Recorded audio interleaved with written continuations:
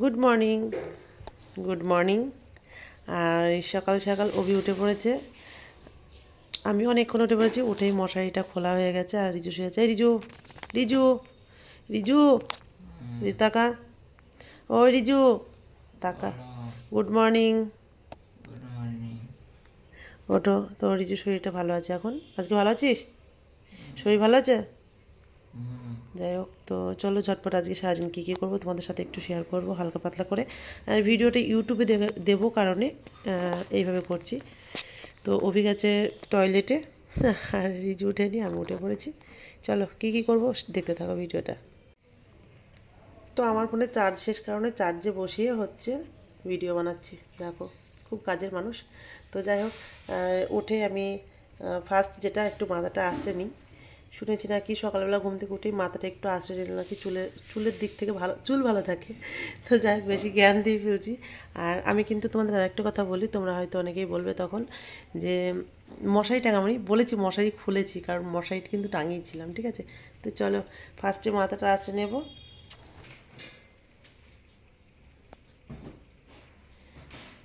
তো আমি চাদরটা উঠিয়ে দেবো কারণ একটা চাদরও 2-3 দিন ভালো লাগে না। 2-3 দিন পর পর আমি দিচ্ছি, ধুয়ে দিই আর কি, অন্য চাদর পরে।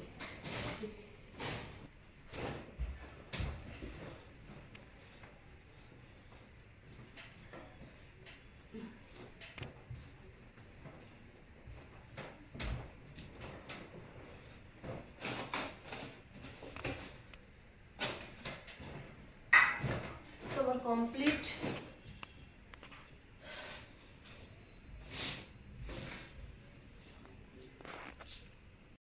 তো কতগুলো কাঁচা বাকি থাকলো, আর এই দেখো এগুলো কালকে কেচেছিলাম, ভেজা রয়েছে, এগুলো মেলবো। দরজাই খুলে সব। আচ্ছা, ও দাদা ওদিক দিয়ে খুলেও বেরিয়ে গেছে, এই যে ওদিক দিয়ে বেরিয়েছে। Good morning Baban. Good morning বলে সবাই একটু।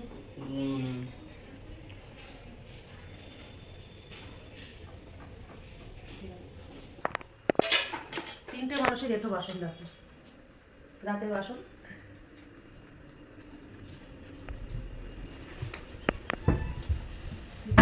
সকাল সকাল উঠে কিন্তু সংসারে কম কাজ থাকে না, প্রচুর কাজ থাকে। আর ছেলেরা হবে কিছুই কাজ নেই, কিন্তু একটা সংসারে প্রচুর কাজ। এই যে বাসন দিয়ে চলে এসেছি, আর এসেই দেখি এই যে উনি ঘর ঝাড় দিচ্ছে। রিজু থ্যাংক ইউ একটু এগিয়ে দেওয়ার জন্য। আর ওই জামা কাপড়গুলো ভাঁজ করতে হবে তো। আর আমাদের জুতোগুলো সব এখানে রেখে দিই, কী কারণে যেন কুকুর নিয়ে চলে যাবে, সেই কারণে রিজুর একজন জুতো ছিল, জুতোগুলো নিয়ে পালিয়েছে কুকুরে। এই রান্নাঘর তালা খোল। এটা কী হয়েছে, কী সিস্টেম এটা? রান্নাঘরের কাজ কিন্তু কালকে আমি পরিষ্কার করে রেখেছিলাম। এই যে রান্নাঘরে কোনো নোংরা টোংরা কিচ্ছু নেই, কারণ বাসন টাসন ধুয়ে এই যে পরিষ্কার করে রেখেছি, অসুবিধা নেই। চলো খাবার করি। রান্নাঘরটা ঝাড় দিতে দেখ, তাহলে রান্নাঘরও ঝাড় দিতে হয়। রান্নাঘরটা হচ্ছে লক্ষ্মী ঘর আগে, সবার আগে, বুঝলি। এবার চলো ব্রাশ নেবো। রিজু ব্রাশ করেছিস? না। নে দুটো দিয়ে কলগেট লাগা। টিপে টিপে কলগেট বার কর। তো আমি সকালবেলায় উঠে হচ্ছে কি কাজকর্ম টুকিটাকি করেছি, ঘর এখনো মোছা হয়নি, দেখলে কেমন। টুকিটাকি কাজকর্ম করার পর রান্না বসিয়েছি। সকালে দিদি ওপর থেকে আমাদের মানে বাড়িলা দিদি রুটি আর তরকারি দিয়ে গেছিলো, ওরা করেছিল খাবার, সেই কারণে সেই খাবারটা খেয়ে নিচ্ছি, হয়ে গেছে। আর রিজুকে বলেছে একটু মাছ নিয়ে আয়, কারণ কয়েকদিন থেকে ওর শরীর খারাপ, তোমরা জানো রিজুর শরীর খারাপ।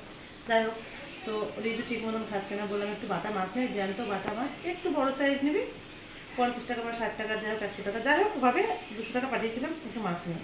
তো মাছ এনেছে দেখো, এই দেখো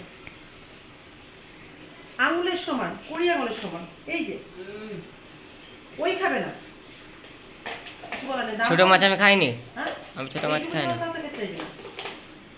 যাই হোক, মাছটা ভালো বলিনি, সবগুলো জ্যান্ত ছিল। 250 টাকা কিলো, সেটা তুই দেখ রিজু, দাম তুলনার কথা বলছি। 250 টাকা কেজি নিয়েছে এই মাছটা। তো যাই হোক, আসো। আর মেনুতে কি কি আছে আজকে তোমার দেখাচ্ছি।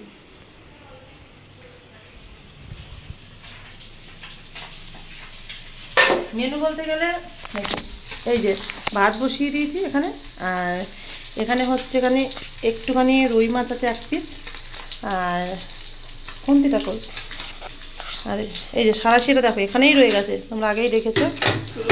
রুই মাছটা হচ্ছে দিদি দিয়ে গেল রিজুর জন্য, বললো তো ভালো খায় না, এই মাছটা তুমি রিজুকে ভেজে দাও। আর এই মাছগুলো হচ্ছে এই মাছ, এই লোটে মাছ কিনেছিলাম, লোটে মাছের সাথে এগুলো ছিল, ওই জন্য বলে এগুলো ভাজা খেয়ে নাও। আর ওই যে বাটা মাছটা, ভাত হচ্ছে, ভাতের মধ্যে দিয়ে দিয়েছি কী কী বলো তো, এই যে কাঁচা কলা, পেঁপে, আলু সব দিয়ে দিয়েছি সিদ্ধ সিদ্ধ। এক কথায় মেনু হবে। আর এখানে আছে যে ডাল বাটবো, বেটে বড়া করব। তো এই মাছটা আজকে রান্না করবো না, তার কারণ হচ্ছে মাছটা দিদিদের ফ্রিজে রাখতে যাব। সিদ্ধ সিদ্ধ আছে, মাছ ভাজা, এখানে ডালের বড়া ভাজা, আর লোটে মাছ নেওয়া হয়েছে, লোটে মাছ দিদি করবে, বারেলা দিদি। দিদি বললো যে আমি একটু দিয়ে দেবো, তাহলেই হয়ে যাবে খাওয়া। চলো, এটাই মেনু আর কি।